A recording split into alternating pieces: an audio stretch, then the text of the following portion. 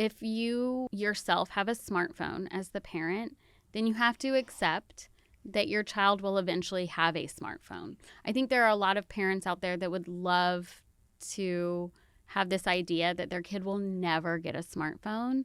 But the reality is that that's unless, all these tech companies just completely go away, they're going to get a smartphone. Right. And so having conversations with them with that knowledge, kind of the same as, and I know a lot of people use this analogy of our kids driving, right? I like to go back to the very beginning of, I don't know a single parent that does not strap their kid in a car seat.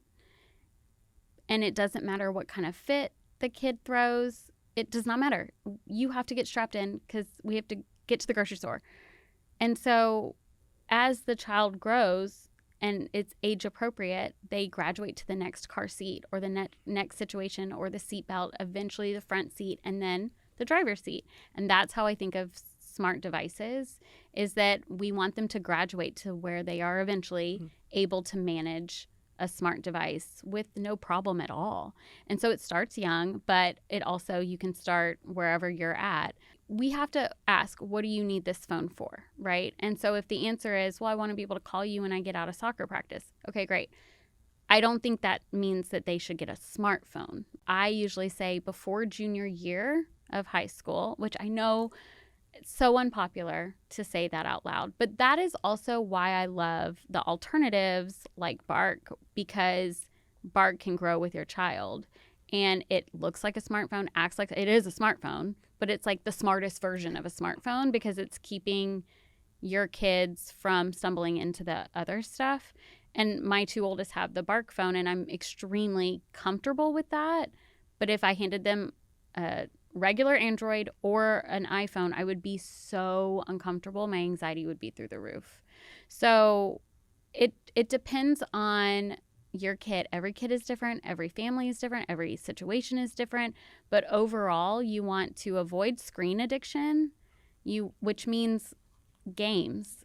So when my son asks me if he can download Retro Bowl or, I don't even know, Brawl Stars, whatever, like, no, that's going to potentially lead to screen addiction. And that's not the purpose of me allowing you to have this phone.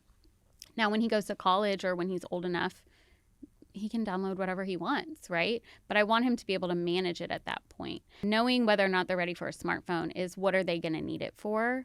And how can we avoid screen addiction? We want to make sure they're not socially isolating. We want to make sure that they're still developing properly social skills and prioritizing activity and family and friends in real life, not just online.